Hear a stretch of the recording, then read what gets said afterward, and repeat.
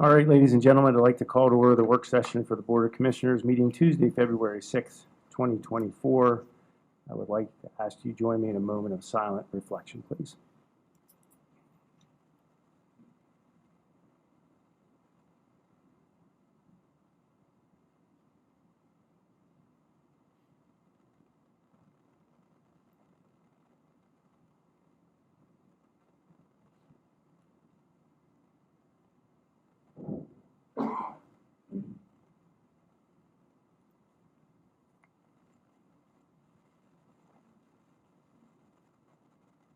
I would ask that you stand and join me in the Pledge of Allegiance.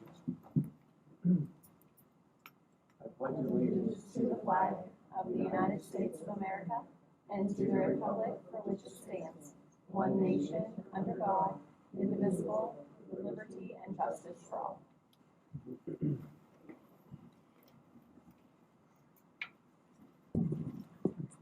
Nicole, if we could have a roll call. There is no one joining us remotely today, or Okay. at least at this time. Executive session announcements. I have several executive session announcements. I will speak slowly, okay? Melina, HR manager, myself, and the three commissioners met on Friday, February 2nd, 2024, at both 9 o'clock and 3 o'clock to interview one candidate each time for one open position at the county. The commissioners, Melina and myself, also met in one executive session at 10 o'clock on Friday, February 2nd, 2024, to discuss one employee discipline matter. And then again on Monday, February 5th at 2:15, the three commissioners and myself met to discuss one open position within the county. That is all. Thank you. Approval of the Board of Commissioners meeting minutes on 1:30 and 2:1. I will move that we approve the minutes. One second. All in favor? Aye. Aye. Public comment.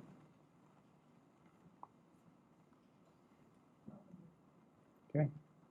Laura? I do have a commissioner's comment this week. As we sit here, the governor is still giving his budget address, I believe. And I was happy to see at least 3 of the 2024 CCAP priorities mentioned in that address.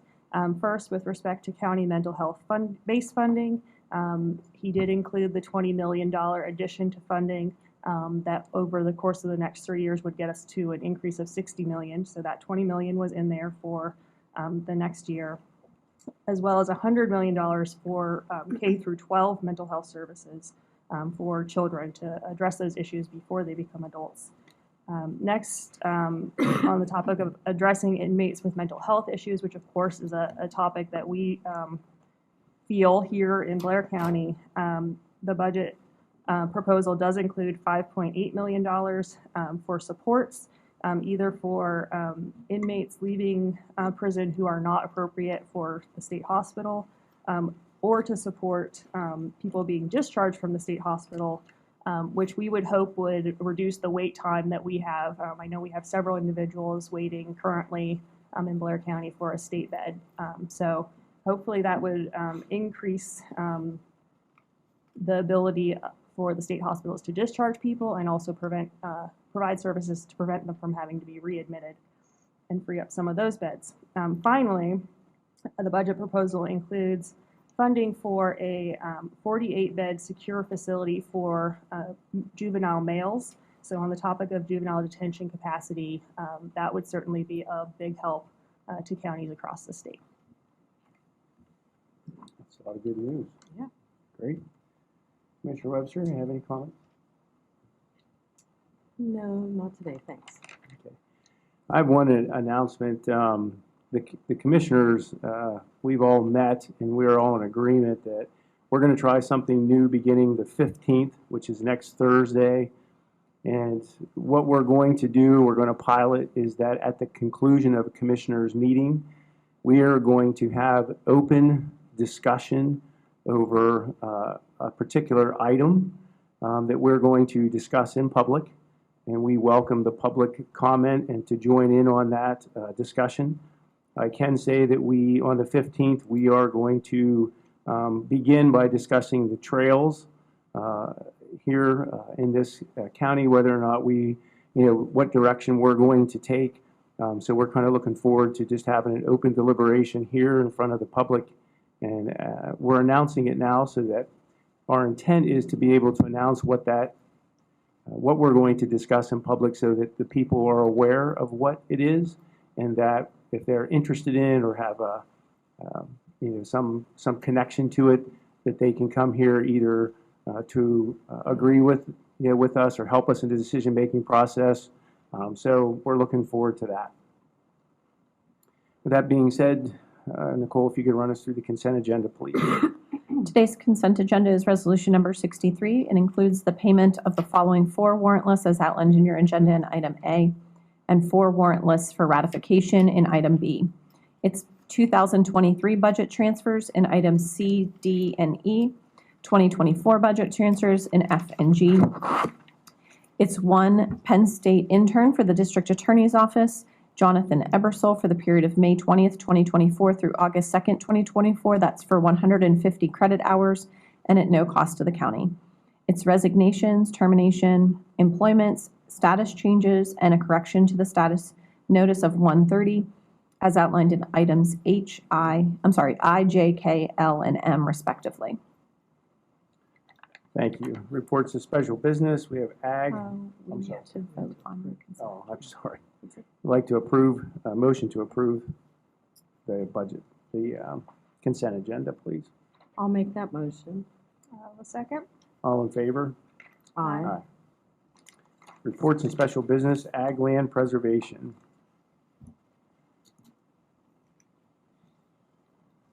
Good morning. Good morning. So this morning, on behalf of the Blair County Ag Land Preservation Board, I do present to you 2 contracts with Agrarian Associates Incorporated to conduct 2 farm appraisals for potential ag easements. The cost of each appraisal will be $1,650. The first farm is the Penn England Family Limited Partnership Royer Farm. They are offering approximately 115 acres of the farm for easement consideration. The second farm is the England Family Limited Partnership Dilling Farm. They are offering approximately 125 acres of this farm for easement consideration. The cost of these appraisals will be reimbursed from the state program once the easements are recorded and finalized. The appraisals are the first step in the easement process. The funds to purchase these easements will come from the county allocation of Act 13 funds and the funding and match provided by the state program every year. Through the contributions of the county, we have been able to bring additional state and federal dollars over the years to purchase 62 farms and 9,079 acres up through December of 23. So again, with the generous contributions of the Board of Commissioners for this year, we anticipate doing these 2 farms for an additional 240 acres. As I always say, having the ability to raise food and fiber locally is a large asset. Ag is our #1 industry. There is a lot of pressure to convert ag land to non-ag uses. So on behalf of the Ag Land Preservation Program and Board, I do respectfully request your approval. Comments or questions? I just have a comment.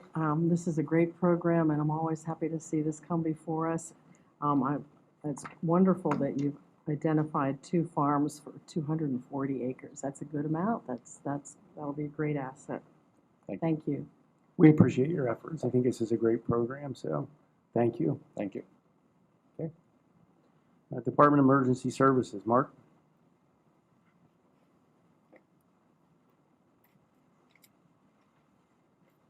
Good afternoon, Commissioners. I have a resolution before you today to revise the 911 Steering Committee. New members are listed in there, comprised of 16 total members that serve basically to review things that are going on with 911. It's comprised of police, fire, EMS, the sheriff, our medical director, EMA, and 911, basically just to make sure that everybody's on the same page as we go through and implement new things, new ideas, opportunities for improvement. And you said we used to have a steering committee? Yeah, prior to COVID, we had a pretty active one, and we kind of fell off there. It was a lot of turnover in all the different agencies and the disciplines, so we're just trying to get everything back on track. it's the same policy that Nathan had approved previously. There's no real change to the policy. Okay. Comments or questions? I had the same question. I wondered why we needed this, but I understand. It's important. If You they- were front and center with some of the regional CAD things that we're still facing, and I think this may have headed some of those off. Okay, thank you, Mark. Wait, can I Oh, ask? I'm sorry. No, that's okay. I was hesitating. So these members, it's not, it would be different than like the other boards to which we appoint people, because when we do that process, they come in through a talent bank, but you're saying these are the groups that need to be represented. Right. And these are the current individuals in those positions. Correct. They volunteered to serve in that capacity. Like I met with the police chiefs, and that's who they appointed. Same way with fire. Same way with EMS. Okay. All right. Thank you, Mark. Thank you. Children, Youth, and Families. Mindy? I can take this. I probably, Please. yeah, it's probably more appropriate for me to take it anyways. I'm sorry.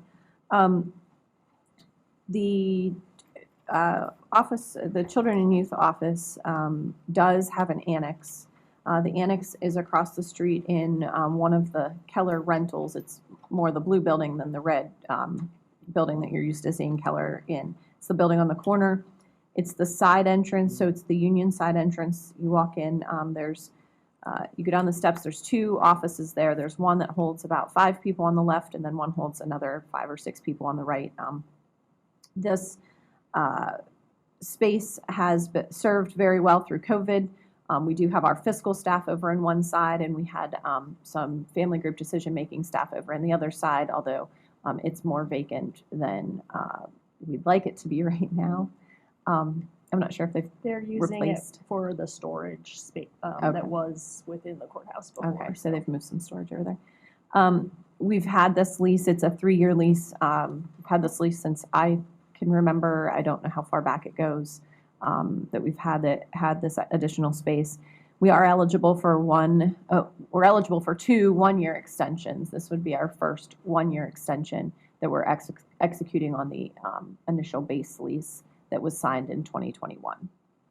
This isn't due for some time, but we thought while it's on our mind and fresh here, we would bring this 1-year extension before you to make sure that you were approving the use of that space for a continued another year, and go from there. So I'll,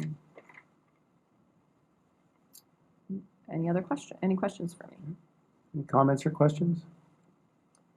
I'll just comment, the left-hand side was family group decision-making. Now that we don't have that unit, they had moved some of the items for kids that they had been storing within the courthouse over there, but I believe there is a plan to transition back into using that space specifically for the paralegals, so that we can free up some of the cubicle space in the building. So we could confirm that with Tiffany if you'd like, but that was the latest plan that I had heard. Okay, thank you. Court Administration, Scott?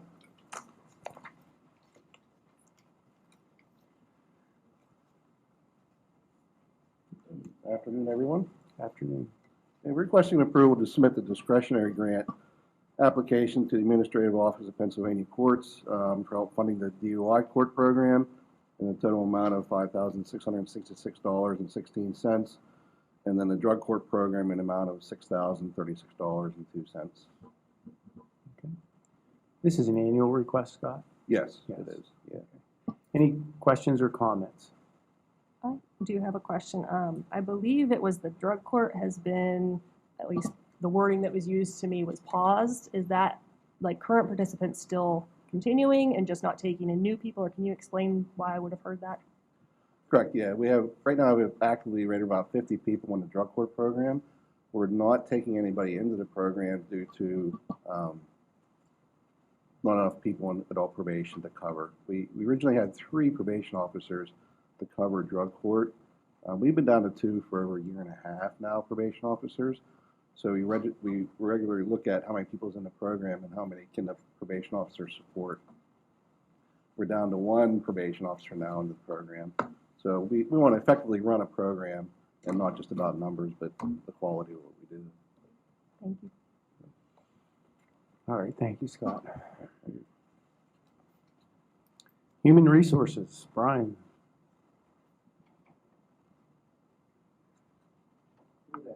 Good afternoon. Hello.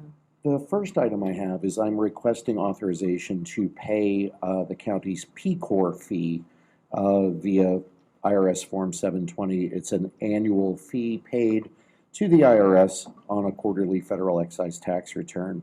The patient-centered outcomes research fee is a requirement under healthcare reform, and it helps finance the Patient-Centered Outcome Research Institute, which is a private nonprofit corporation that funds research of clinical effectiveness of medical treatments, procedures, drugs, and other strategies. Plan sponsors of certain self-insured medical plans, including County of Blair's, are required to pay this tax annually, and that amount this year is $1,914.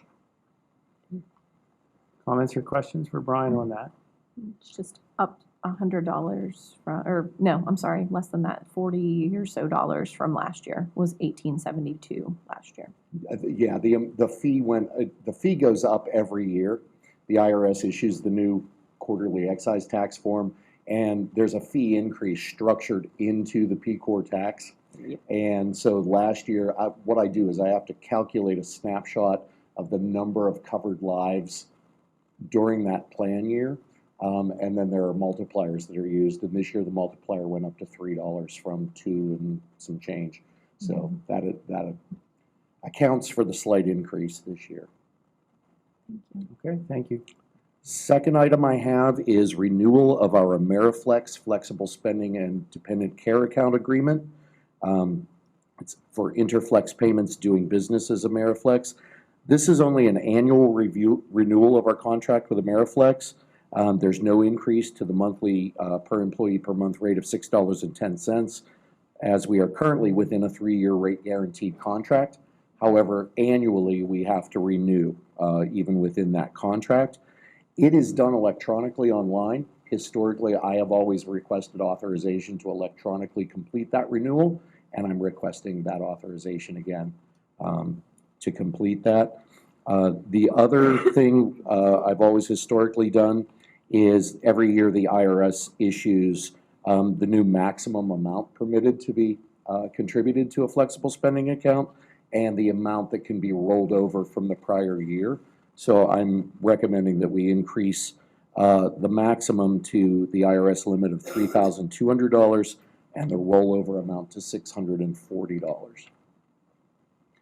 You created quite a stir in our office when I saw that you like my electronic signature, so I went to the commissioners and the chief clerk going, wait a minute. So, but they were very happy to educate and explain to me what this was. So that's the only comment I have. Any other comments or questions? It didn't work at Roundhouse Harley Davidson, I will say that. I'm glad to hear that. Oh, my goodness. So close. Yeah, So close. thank you. The next item I have is actually not something that requires any type of signature. I'm simply requesting authorization to offer MetLife pet insurance as part of our benefit offerings to county employees for our upcoming open enrollment. This is not a county-sponsored plan, so there would be no payroll withholding and no cost to the county.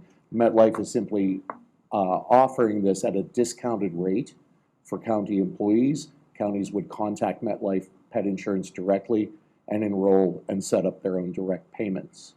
But I thought it was a nice expansion of our benefit offering to county employees. And since it's cost neutral. Yes, thank you. And Kay is writing furiously, so I just want to repeat one thing. It is at no cost to the county. And no administration of the county, really, other than getting out the flyer. Right. Yeah. And even if I could get them to insure my 16-year-old dog, I couldn't afford the premiums. But I thought that was a nice expansion that we're able to offer. And then finally, I am requesting approval. We have a comment, Brian. Sorry, no, Oh, I I'm just sorry. wanted to say, I think you read my mind on this, because I had seen the job posting that included pet insurance, and I emailed HR, and I said, hey, is that something we could do? And he said, guess what? I'm bringing it to a meeting. So it was like great timing there.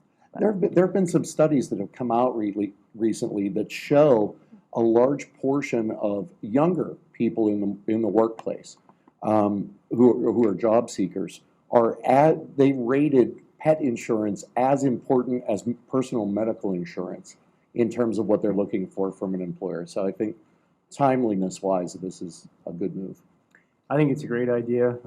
We've had large breed dogs for as long as I can remember, and we've had the opportunity where we had to have surgery on one of our dogs, and we had pet insurance, and it was quite a savings, and we were very grateful we had it. So I'm glad to see that we're at least offering to the people, so thank you. And then my final item is renewal of our Vision Benefits of America contract for our base vision coverage. That base vision coverage is included with our group medical coverage for anyone who enrolls. This is a renewal at 75 cents per employee per month, which is no increase from our prior two contracts with Vision Benefits of America. So we're going into years 5 and 6 on a rate hold on that, which is nice. That is included in with our P-CHIP billing and is already budgeted for the upcoming year, the current year. So no waves in that regard. Okay, comments or questions? Thank you, Brian. Thank you. Finance, Lindsay.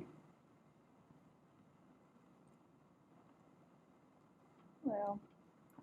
I am bringing the second contract, which is very similar to the contract from Image Signs for custom office supplies on a per purchase order basis. This will allow us to do pricing comparisons and have a local company that we can go to. We also use this for any items that are not available from our vendors.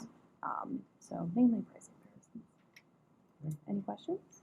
Comments or questions for Lindsay? I have a question. We just approved one of these, I think last week or the week before, with Image Signs, right? Yes. Which is they're local to the county, correct? Aren't they in Blair County? I think Image Signs is, yes. I noticed that this company is from Johnstown. Are there not any other Blair County companies that are interested in this? Or do we know? That's a great question. This is the most reoccurring vendor that our departments have used for these types of stamps. Right. I don't know that any other vendors, Becky may be able to speak. So nobody has looked into it lately, I guess. We actually did look into it, and making a custom stamp can be cost prohibitive. So Cummings was the closest local company that was willing to take on that type of work. Okay. Because they're such a small order usually, I wouldn't think there'd be very many companies that would do that, and it's also, I think, some type of specialty because they have to have machines to do it. Staples does do custom stamps as well, so we usually go to Staples because we have preferred pricing with them. So if they don't offer that, like if it's too large or something that Staples couldn't do, this allows us to have a vendor that we could go to that could do it. Well, thank you for the explanation. I'm just always looking at making sure that we do business with our local Blair County businesses if we can. Thank you. Thank you. Parks and Rec. Cool. Yes. At the Thursday, February 1st Park and Recs meeting that I led in Melissa's retirement absence, the Park and Recreation Advisory Board recommended to carry back to the commissioners for final approval, keeping the rental rate of the pavilions at Valley View Park at $70, which nets the county a profit of $65 because we do pay $5 to the Central Blair Recreation Committee to advertise our pavilions for us and administer that rental online. And to send the rental fee for the amphitheater at $100, again, the profit back to the county would only be $95. There is that $5 rental fee. So just looking for action on that. We can wait till Thursday, but if there's not any concerns or considerations, we do have folks that are looking to rent the amphitheater, and we do have a couple calls that we need to return on the price. They could wait till Thursday, but we would be giving better customer service if you take this into consideration today. Up to you, though.